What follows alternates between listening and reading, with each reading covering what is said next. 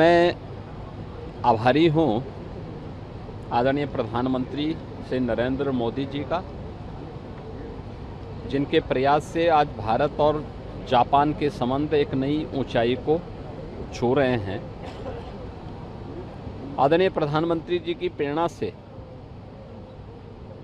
Japan के साथ हम लोगों ने इस संवाद के कार्यक्रम को आगे बढ़ाया था और 2024 नवंबर-दिसंबर में जापान के यामानाशी प्रीफेक्चर के माननीय गवर्नर ने यूपी का दौरा किया था। उसके बाद फरवरी 2026 में मुझे एक डेलीगेशन के साथ में जापान और यामानाशी जाने का अवसर प्राप्त हुआ। उस समय हमने यामानाशी और जापान में जिन मुद्दों पे चर्चा की थी, ऑटोमोबाइल के सेक्टर में, हाइड्रोजन एनर्जी के सेक्टर में, अन्य ढेर सारे ऐसे सेक्टर हैं जिनमें इन्वेस्टमेंट की ढेर सारी संभावनाएं यूपी के अंदर हैं, और उसी बात को लेकर के 200 से अधिक investor, industry leaders, CEOs Yamanashi के माननीय गवर्नर के नेतृत्व में आज दिल्ली में पहुंचा है। आज यहाँ पे केंद्रीय कॉमर्स और इंडस्ट्री मिनिस्टर माननीय पीयूष गोयल जी ने उनके सम्मान में आज यहाँ पे रात्रि भोज दिया है, और कल प्रातःकाल से हमारी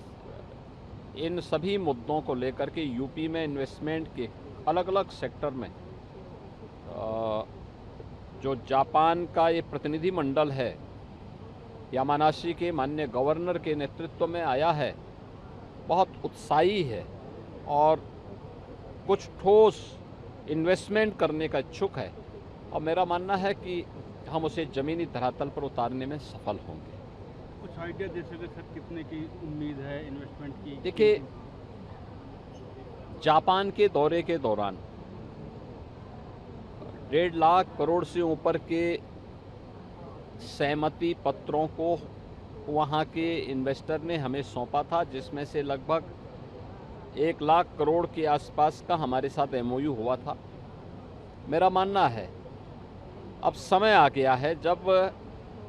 कल हम जो इनॉग्रेशन सेशन होगा हमारा, उस समय भी और इसके बाद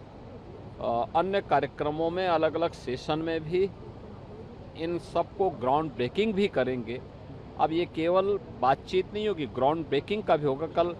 इनॉग्रेशन सेशन में ही 2000 करोड़ का एक इन्वेस्टमेंट का प्रस्ताव ऑटोमोबाइल का ये कल यहाँ पे होने जा रहा है, ग्राउंड ब्रेकिंग भी होगा, और इसको हम आगे बढ़ाने का कार्य ऑटोमोबाइल के सेक्टर में, रोबोटिक के सेक्टर में, हाइड्रोजन एनर्जी के क्षेत्र में, अन्य तमाम उसमें मैन्युफैक्चरिंग के लिए जो संभावनाएं हैं यूपी के अंदर, उन सभी में ये कार्यक्रम तेजी के साथ आगे बढ़ेगा। तो सर, ये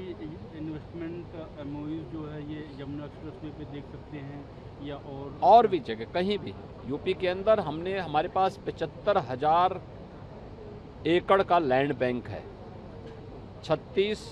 सेक्टोरल पॉलिसीज हैं, और इन पॉलिसी के बारे में सभी इंडस्ट्री लीडर्स को, इन्वेस्टर्स को, और जितने भी इंडस्ट्री सीईओज हैं, इन सब के साथ पहले से ही उनको इनके बारे में अवगत कराया जा चुका। वे उन सब को देखने के उपरांत अब वे उसे ज़मीनी धरातल पर उतारने के लिए ही अपनी फाइनल बातचीत करने के लिए आए हैं। तो कल दिन भर यहाँ दिल्ली में ये कार्यक्रम चलेगा, और परसों फिर वे यहाँ से नोएडा जाएंगे, वहाँ से फिर आगरा होते हुए लखनऊ पहुँचेंगे शाम को। 21 को दिन भर लखनऊ में जापान के यामानाशी और पूरे जापान भर से आए हुए इस प्रतिनिधि मंडल को वहाँ पर यूपी गवर्नमेंट के साथ में, यूपी के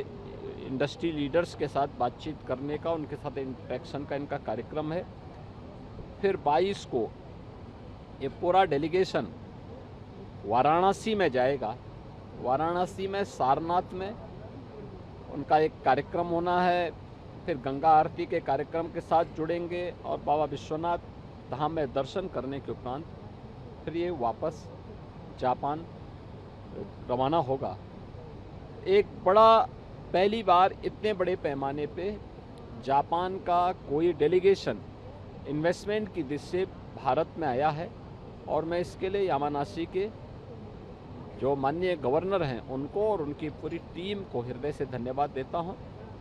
कि वे इस पूरे कार्यक्रम को उन्होंने जिस सहृदयता के साथ लेकर के और अपना यहाँ पे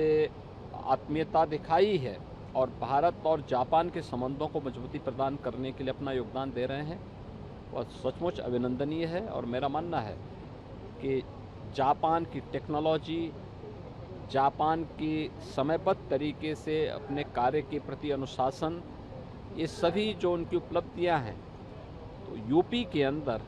उस उपलब्धि के लिए यहाँ पे 56% से अधिक की हमारी यंग वर्कफोर्स एक स्केल के रूप में, स्किल के रूप में और डबल इंजन सरकार की स्पीड के रूप में यूपी के अंदर वो सब उनको दिखाई देता है और यूपी के इस अपॉर्चुनिटी का लाभ अवश्य जापान के हमारे इन्वेस्टर